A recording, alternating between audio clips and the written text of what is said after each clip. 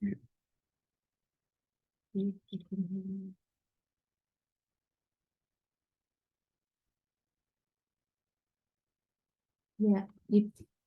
Am I on your screen? Yes, I'll mute myself. Good morning, everyone online. Welcome to the meeting. We're just going to wait a few minutes to see if anyone else joins, both online and in person. Thank you. So we'll be right back.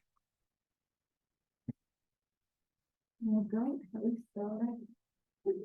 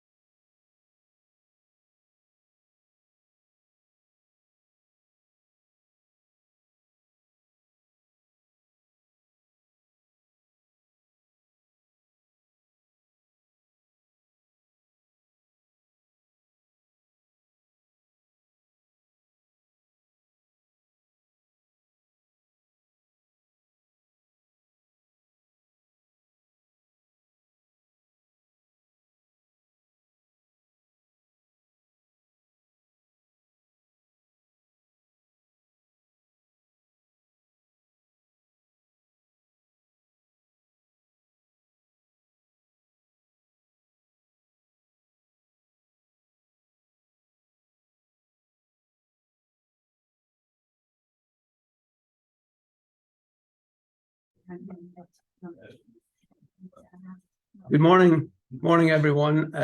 Those in the room and quite a lot online. Just a little introduction. For those that aren't aware of the expert panel on age restrictions, what it's all about. It is a panel that's supported by the Office of Product Safety and Standards and brings together members who have a professional interest in developing the regulatory framework which governs age-restricted products and services through the full range of delivery channels, including physical premises and online supply.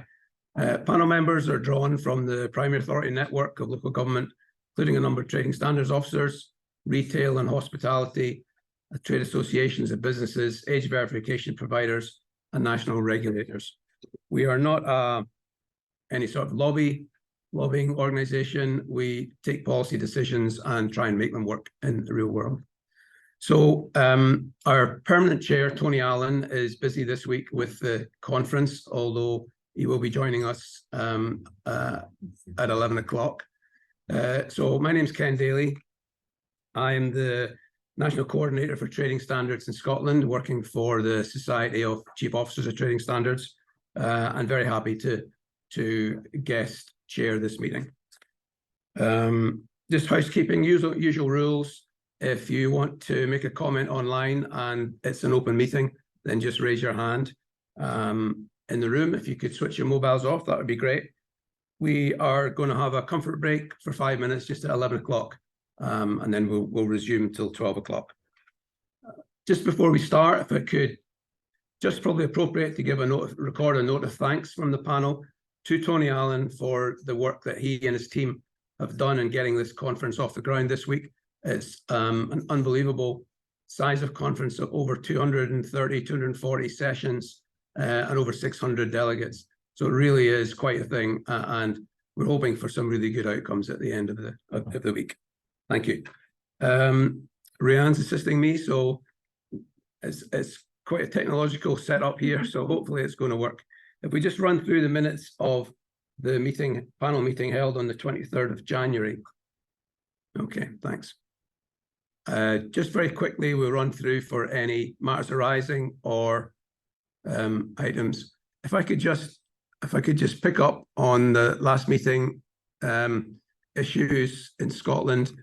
The third bullet point says there have been changes to the tobacco and vapes register being revised. That's underway. So there is a tech company that's working on a new register now, and they have a minimum viable product which is going to be exhibited in about a month's time. So that's in process, but we're hoping that will happen. Also, the next bullet point, the consumer license in order to purchase fireworks as a consumer in Scotland, that has been delayed and is not likely to come into force until 2026 at the earliest. So it's been parked a little bit.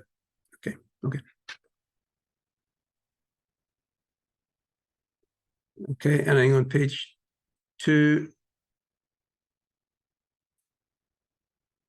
the mandatory license conditions consultation is on the agenda, so we'll cover that shortly. Page 3. Page 4. Page 5. Page 6. Page 7. And of course, a lot of these issues are being discussed this week in Manchester. Oh, there it is. Okay, thanks. Any comments at all on the minutes? Okay, thank you. We can move on then to the mandatory licensing conditions part.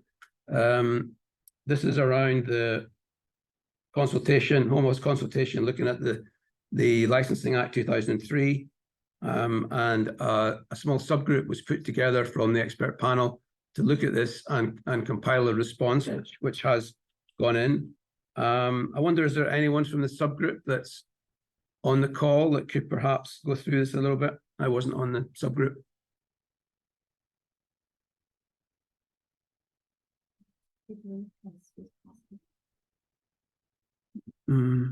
Maybe David, are you willing to say anything about the response that the panel put in?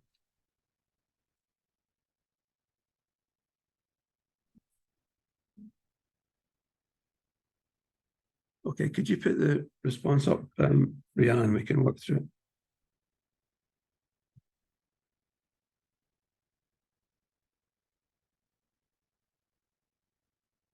So we'll just put the panel response up, and we can work through that. Just go down and work through it.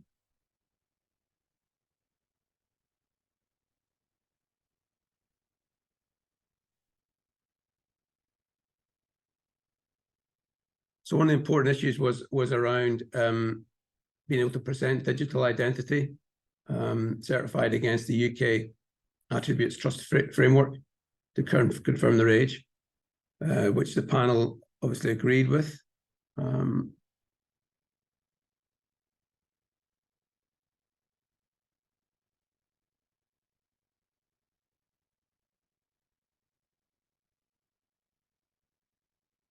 Yeah, we've got a fair bit of time set aside for this. Does anyone who was involved with this have any comments?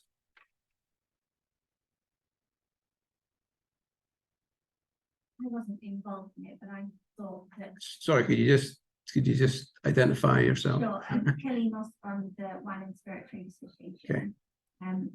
So I wasn't involved in this work group because we were doing our own response to the consultation, but I thought it was good that this expert panel sort of called out the fact that throughout the consultation they sort of referred to proof of age, digital identification rather than proof of age, which is, you know, we've always been asking for digital proof of age, not sort of like a digital form of ID. So I thought that was good that you called that out.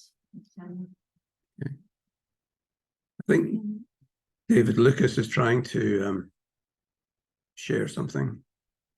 I think we have to give information. Let's see. I think the other thing that needs to be done is the actual regulatory impact assessment that has been put up as blank. So I think that work needs to be done on that. I don't know if you can. Yeah. Someone's trying to speak online. How do we set that up? He should unmute himself.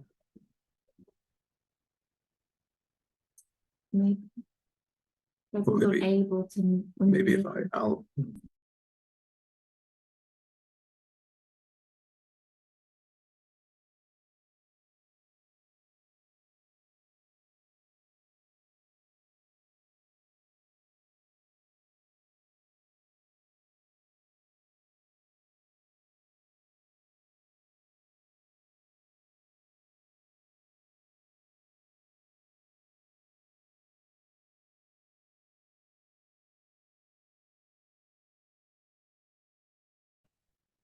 I've unmuted.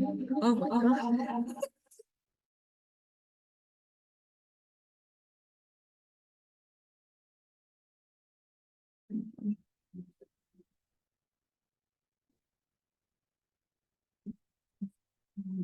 Could everyone who is not speaking obviously mute themselves online?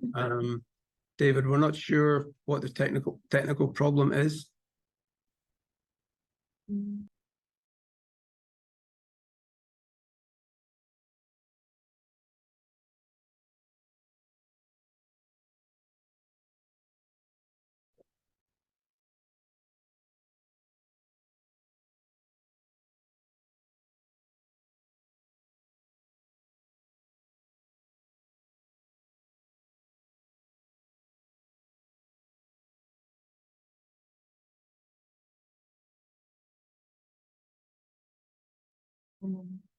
David, I've made you a co-host. See if that works.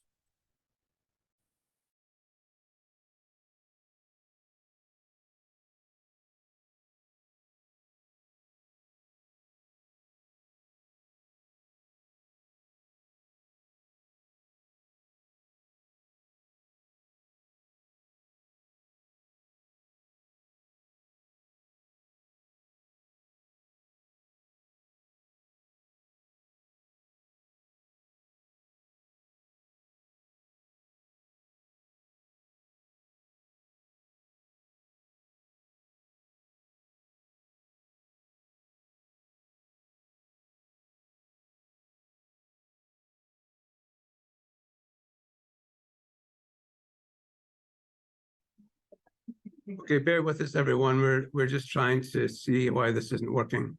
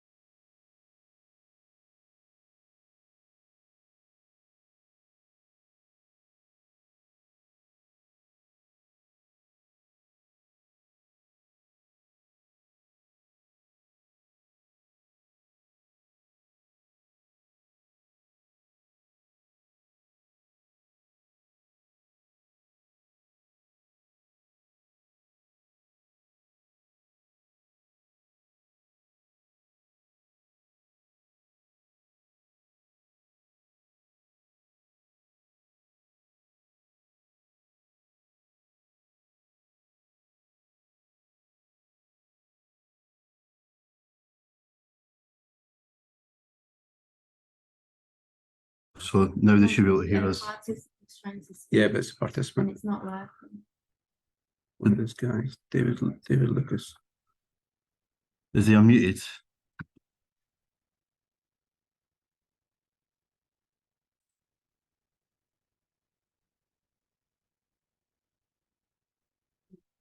Are you the host in this?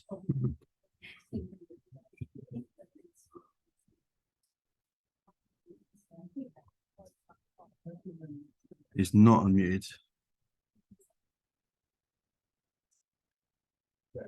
Can anyone others participate online to try to unmute themselves to try if they do a setting thing or? Can you try, Rihanna? Yeah, yeah. Said makes his microphone. It's not. Did he say it's not? You've just proved it is though. Okay, well, So I don't. if that Maybe was maybe somebody else. Yeah. Ask somebody else to try. Can I Yeah, ask? what Rihanna just did. Yeah, Yeah, but he's in the room. No, but she's on a different thing, and it just came through there, and that's why you heard the feedback. So she's in as a participant, as a single thing. So that's proof that it can come through. The audio can come through in the Zoom call, which proves that it's something on. but she's, Yeah, and but she's down as I muted. would probably suggest joining on a different device. Yeah, or log off, log back on. That'd be my advice. Like for him, I it's not think. gonna work. for David, I would suggest Yeah. logging on a different device. Is everyone hearing that? Could one or two others, maybe Charlotte, maybe just try and unmute? Hi, I can hear you fine. Can you hear me? Okay, So yes, there's not much yes. I can do. Sorry. Can you just grind too? Yeah. I think it's something to do with your device, David. The tech guy is going to come to your house and he'll be there in 20 minutes. It did just say as well that his camera's not working now. Yeah. Oh, there's a lot of chat in the Let's box. log in on. And we love it. Yeah, maybe Try she times restarts it this makes sense. conversation. Yeah. If you could try and restart, David, and we'll see if that works. Restart your laptop. Okay. Is there anyone else online who's any experience of the thanks to Kelly for her comments. Anyone else that was in the subgroup or could make any comments, especially about the any gaps that might still be problematic? Some people text in the chat box.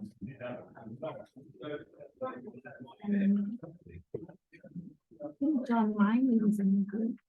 And he was on the call.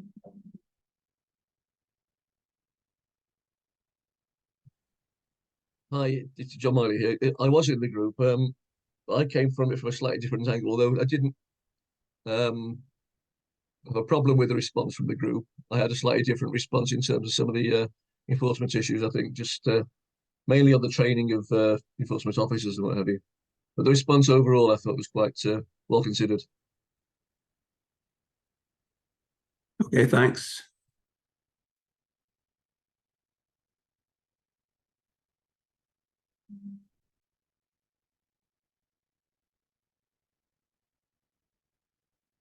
Perhaps I should add I was the dissenting voice on primary authority as well. Okay, could you explain that a little bit? Yeah, licensing is a local decision-making process, and whilst I understand some of the principles, the overriding principles of primary authority, it needs to remain within the hands of the local councils that are responsible for making decisions on the ground. Each application is on its own merits, and it's a careful balance to ensure that primary authority doesn't interfere with that. Okay, absolutely. Thanks, John. I think from my own perspective from Scotland, this obviously doesn't apply to Scotland. Scotland has its own Licensing Scotland Act 2003. And certainly there'll be problems if these sorts of things are not replicated. And we'd expect these issues to be taken up once this is confirmed. I wonder then if we'll just run through the response in case there's any other There's a list of bullet points on the agenda that we could touch upon. Okay. I'll just- Well, we could go straight on to the bill if Gillian, I've made Gillian a co-host, Gillian Golden, if you were could say anything on the tobacco and vapes bill. I think obviously this is a kind of landmark policy bill. We're not sure if there's enough parliamentary time at the moment to get this through the current government.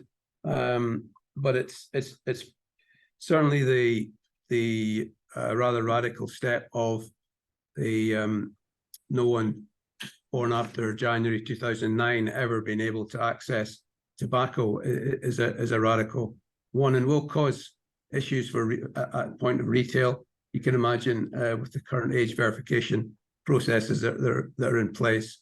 Gillian, are you able to? I have some. I've got some slides there. If Rianne can get them off. Okay, we're just working through that now. Thank you.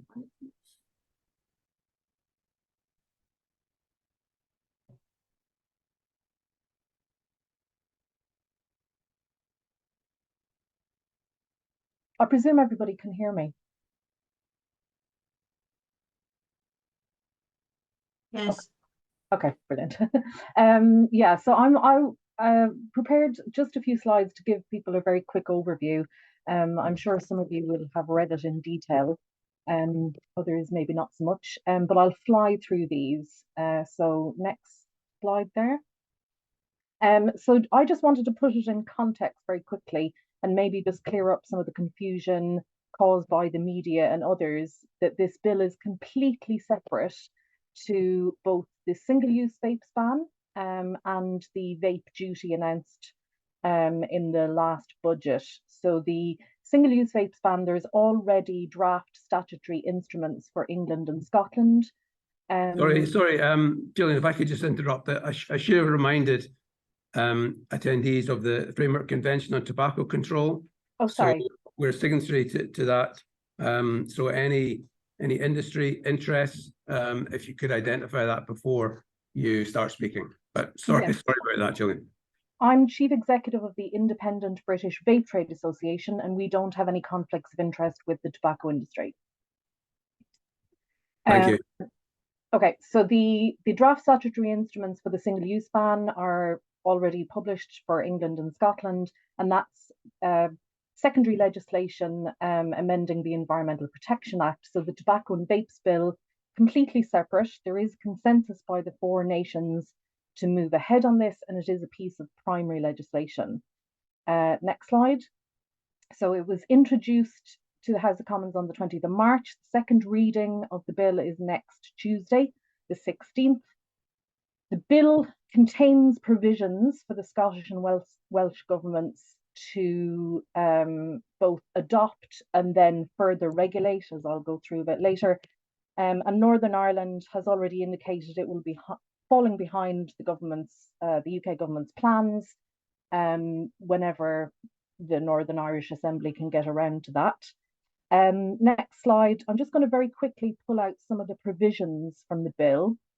This is in no way comprehensive. We do have limited time, but on tobacco, like you said, it will make it an offence to sell tobacco products to anyone born after the 1st of January 2009. It will amend existing legislation to make it an offence of proxy purchasing. And it will require retailers to update their associated notices and signage to reflect that. And yeah, I think there's a lot of concerns both with enforcement and retailers about how that will work. Next slide. On vapes, it will make it an offence to give away a vaping product or a coupon for a product. So this is the kind of free samples element, something which we in our organisation support.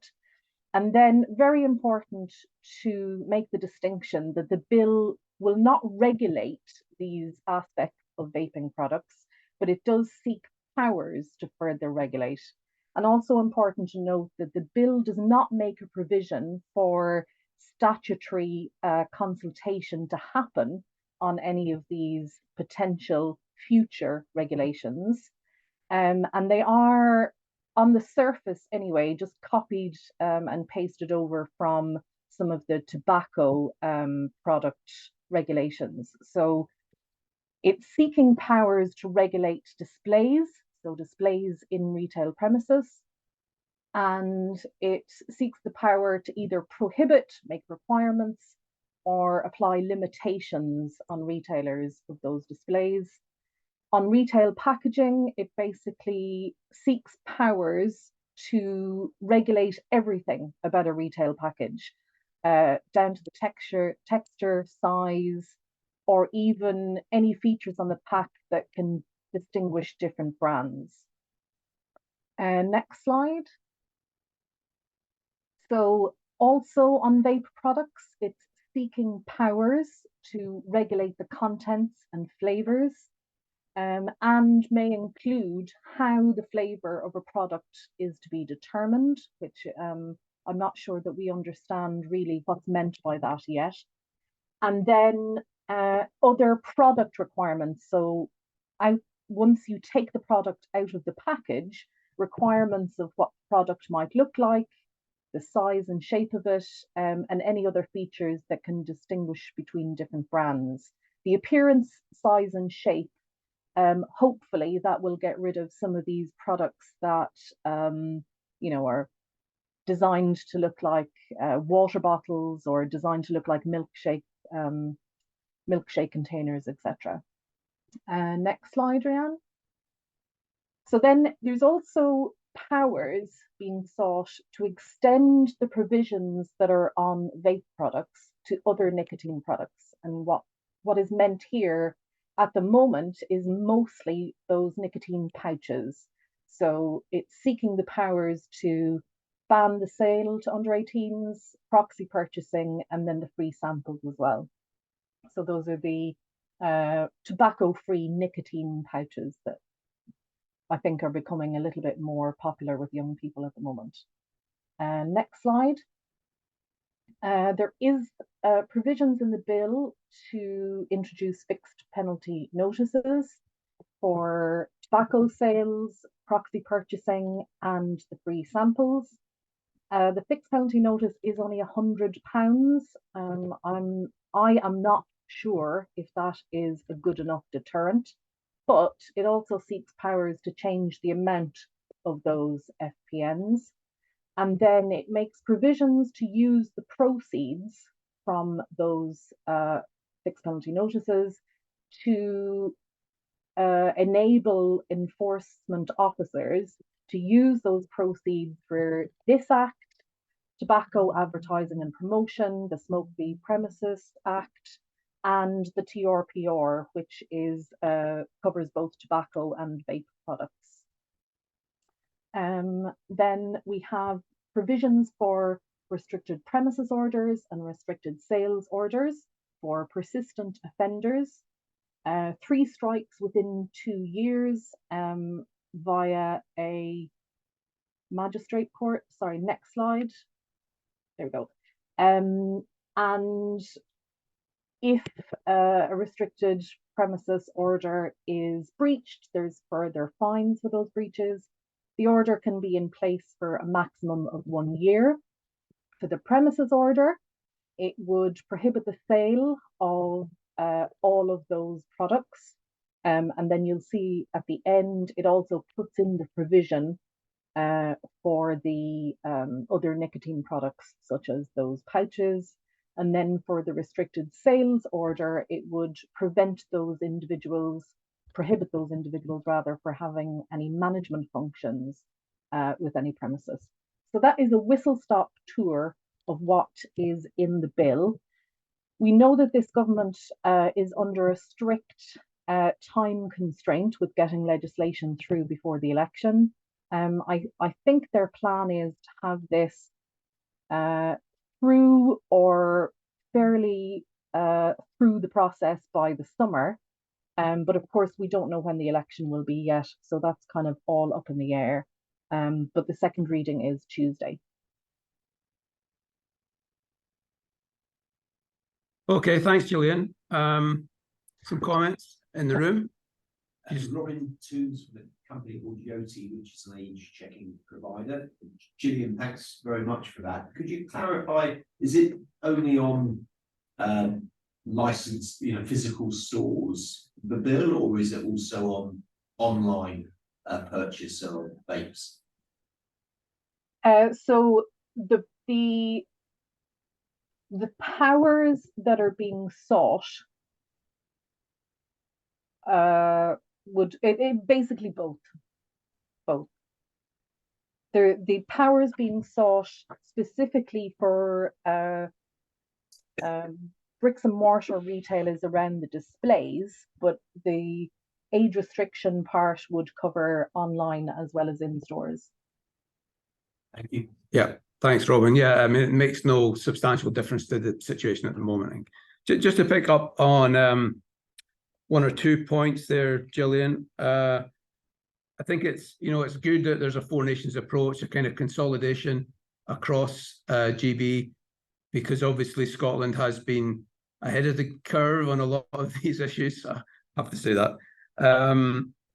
Certainly in terms of fixed penalties being available, in terms of tobacco register, which we have and will continue to have, which there's no provision for that in England and Wales at the moment. Fixed penalty amounts in Scotland start at 200, and then an escalator increases to 400, 600, 800 on subsequent offences.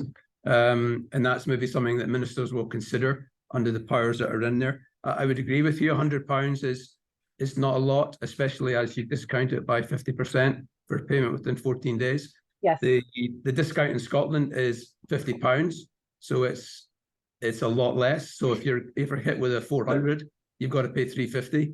So that's a significant divergence, I think. The inclusion of nicotine products is a very good thing. I think we're seeing now that a lot of young people are switching. Certainly complaints that are coming through schools is that young people, as there becomes more of a restriction on single-use vapes and more enforcement on that, young people are switching to nicotine pouches, the Nordic Spirit, that sort of thing, which are not regulated at all at the moment, really, in terms of age. So that's a real problem, and they will provide a far greater nicotine hit, potentially. We've had cases of students becoming ill because of the amount of these that they've been taking. So that's something that we asked for. I think there's a number of divergences there in terms of the restricted premises order. That's good. At the moment in Scotland, we have a banning order, which applies to the person, and that's easily circumvented by the business by, for example, putting the business in your wife's name and starting to trade the next day. So it's good that it appears to be restricting the premises as well as the owner. So that could be more effective. But the problem has been, in Scotland, it's the same number, 3 or more relevant enforcement orders need to be taken before you can apply for a banning order. And there's very few, actually. It's not been a very effective process.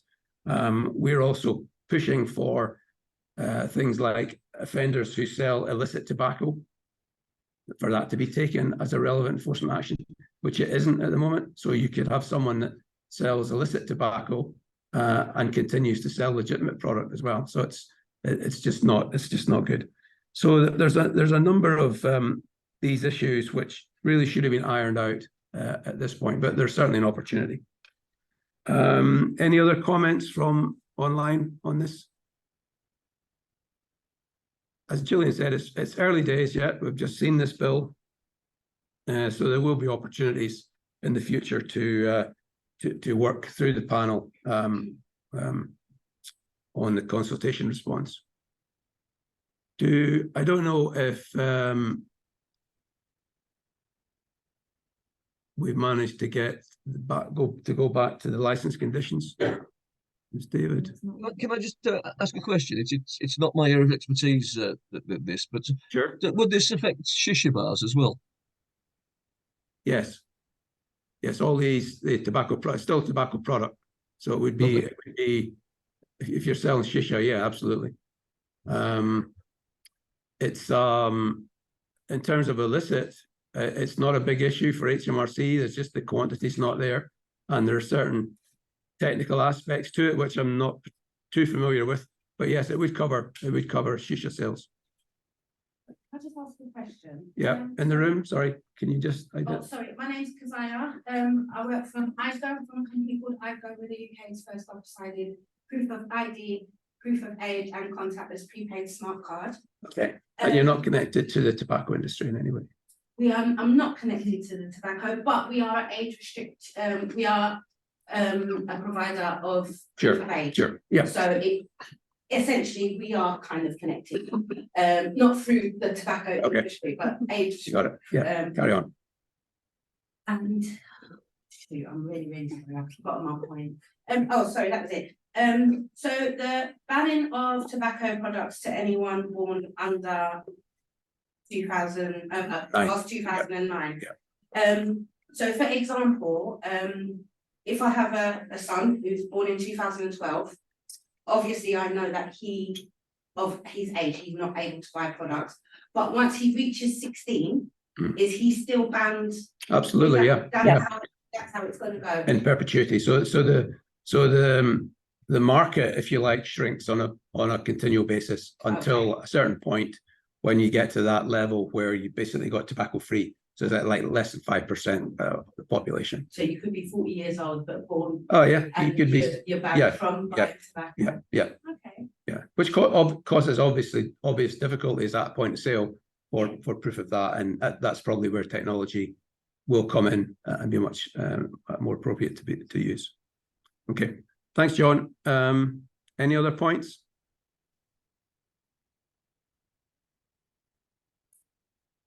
Okay. There's due to be a break at 11. There's a break at 11. Do we want to go back to the mandatory licensing conditions? If no one has any points to raise, then we'll just take a break now until 11:05. Okay. Right. Thanks very much. Thank you. We'll see you all at 11:05 sharp. Thank you.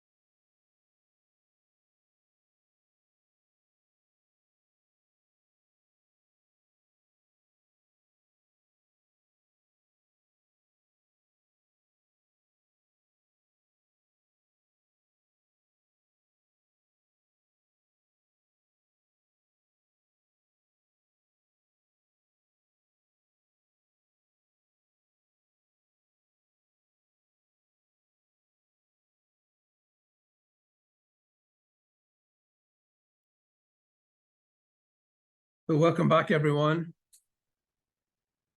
Apologies for the slight technical issues at the start of the meeting. Thank you. So let's kick off again. So not initially just an update on international standards from Ian Corby, who's here, so we know that's going to work okay. I'll just hand over to you, Ian. Thanks. Thank you. Hang on. I think that's good.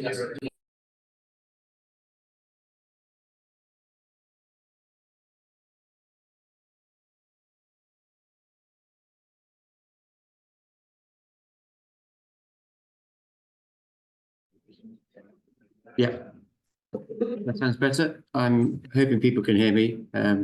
Do shout now if you can't hear me on the chat. So this is just a quick update on where we are with international standards. So obviously we're having the Global Age Assurance Standards Summit here in Manchester this week.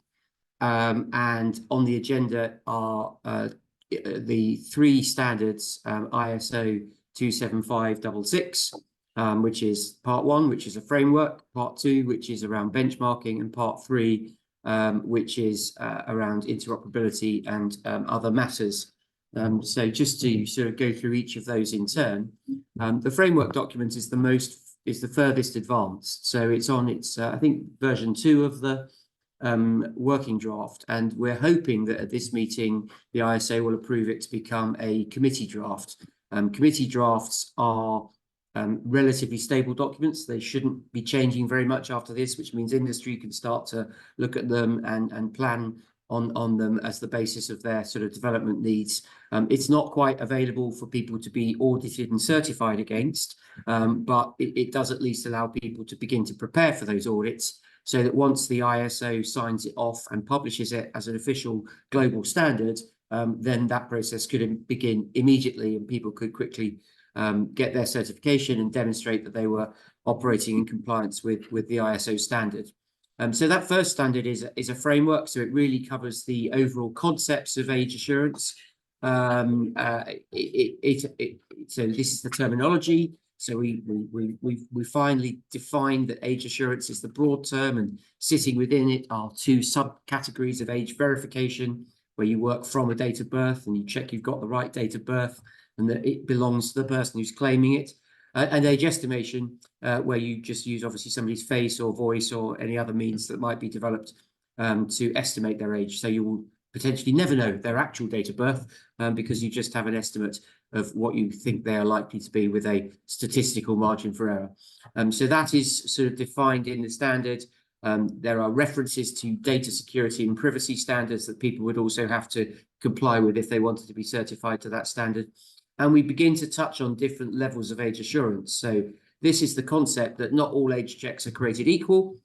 Some are super robust, absolutely guaranteed that there's literally only a less than 0.01% chance that you've got it wrong. And those tend to be more like full identity checks, typically, to obviously the lower levels of assurance where perhaps you're using age estimation and you know that somebody is approximately 29, but they might be 27 or they might be 31 within the margin of error.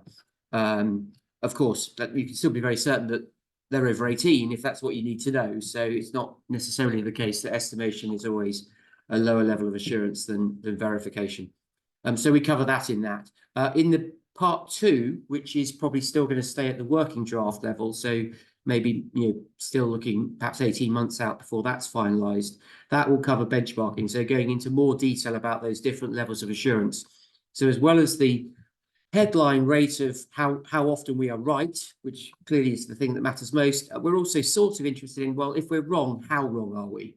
If I'm trading standards officers on the call may turn a funny colour if I were to suggest that it's not the end of the world if some 17-year-olds manage to buy beer, and probably we wouldn't accept a solution that would allow for that.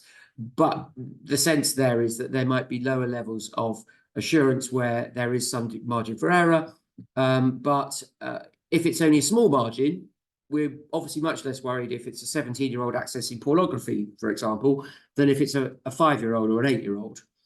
So in that case, an estimation solution which has errors very close to the actual age might be considered acceptable by regulators such as Ofcom or the ICO. And then part 3 is going to try to address things like interoperability and any other things. And in fact, the debate here in Manchester has been a sort of open session on what should go into part 3. So it's still very much up for grabs. So that's where the ISO standard is. Of course, people can still be audited and certified to the existing BSI PAS 1296.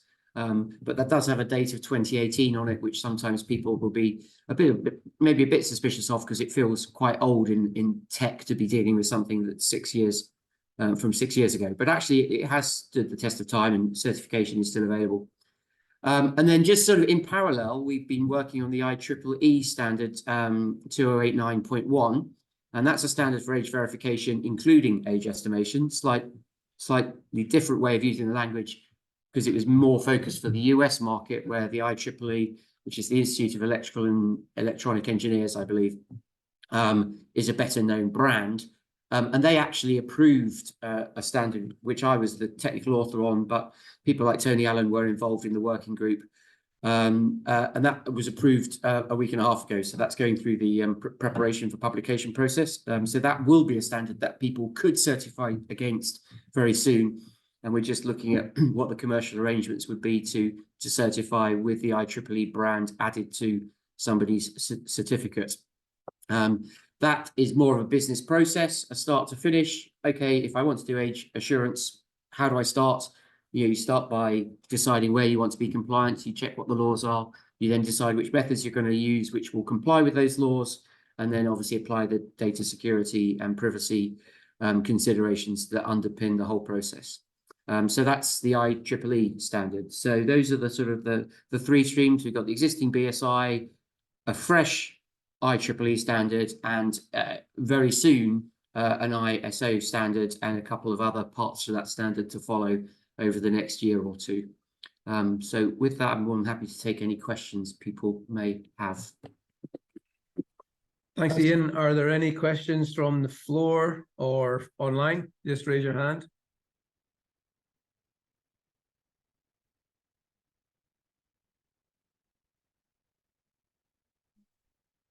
Okay, I think not. If so, we'll move on to the next item, which is the House of Commons briefing paper on advertising to children. I think an ongoing issue, and particularly around the advertising around foods high in fat, salt, or sugar, with their impact on levels of child obesity. I understand these have been delayed now until end of next year at the earliest. I don't know, Ian, if you got any background or that, or any comments from the floor. We only have 10 minutes on this one. So it's really for noting rather than anything particular. Do you want to share the report on screen? Yes. Yeah. So I'm not familiar with the report, but I can just talk a little bit in general about what's been going on here, which is essentially when the government was considering high fat, salt and sugar food advertising, and the fact that we're all fat, and particularly they're very worried that children are fat, they wanted to essentially restrict advertising of food that makes you fat, so that children couldn't see it. And they, through the consultation, asked advertisers and platforms how they would prevent children from seeing these sort of adverts for what you might think of as adult-only content. And that would also extend, of course, to gambling and alcohol. But this, I think, was often focused around high-fat, salt and sugar foods. And the platforms were not able to make a convincing argument that they could distinguish between children and adults on their platform. And we know this because we know that 1/3 of kids on social media are registered with an adult age. So because they've made up the age when they joined, they perhaps were under 13, so had to add a few years to their age in order to be allowed to access the platform in the first place. And that fake age has stayed with them over time. So the platform thinks they've become an adult maybe 5 years before they really became an adult. As a result of that, them not being able to make a convincing case to government said, right, we're just going to have to ban all digital advertising of high fat, salt and sugar foods. Now, through COVID and concerns about the economic impact, this was deferred. and hasn't been implemented, but it has been passed by Parliament, so it can be brought in at any point. So actually, we've been doing some work with the alcohol industry and through ISPA, which is a federation of advertisers, to put some pressure on the platforms to do better on their age assurance, so that they can come back and say, we are in a position to be able to now guarantee that 99% of the people who see adverts for chocolate or for vaping products will be adults. And then maybe they can go back to the government, and that moratorium on all advertising might be removed and replaced with a yes, you can advertise, provided you have a sort of auditable proof that you are only showing those ads to adults. So hopefully that is roughly what was we were hoping to cover in that. Rhiannon? We've got a question from Maury Perkins on the previous item. Yep, Are you able to see the chat or? I can, yes. Yeah. Let me read out the question. So quickly with previous item, you mentioned verification, knowing an age based on the date of birth and estimation, but how about methods that reasonably confirming 18 plus, but not necessarily the date of birth, e.g. the ownership of credit? I think there was some debate in working on the ISO standard as to whether we would include a category called age inference, where you, on the basis that somebody has a credit card, you might infer that they are therefore over 18. I believe the conclusion in the working group was not to include age inference, but I think it's still a live topic of debate amongst the ISO standing committee that are discussing it here. So it could be seen as another category. I think from my perspective, ideally, if you've got a credit card and you know that credit cards can only be issued to adults, then that is age verification, because you can rely on it. But you then need to be careful that you're not dealing with a country where credit cards are available to 15-year-olds. And there are countries where either minors are allowed credit cards because they have a different legal structure to the UK, or parents can sponsor their kids to have a credit card, in which case we need to understand whether you can still distinguish between a card which is an adult and a card which has been guaranteed by an adult but might be in the hands of a minor. Murray, I'm not sure if that addresses the question. Yeah, no, thanks, Ian. It sort of does. I got a further point. I don't know. Can you hear me? And I guess as well. He's on mute. I did Oh, it's because You'll have to take your sound off mute. Can you hear me now? Hello? Yes. Hi. Yeah, thanks, Ian. I think if you can hear me, that sort of partly answers the question on credit cards. That was just one example. I think really obviously thinking of sort of live online situations where you want to know as little as possible about an individual, including avoiding knowing a date of birth or having any kind of access to a date of birth, and not wanting methods of such nature to be discounted.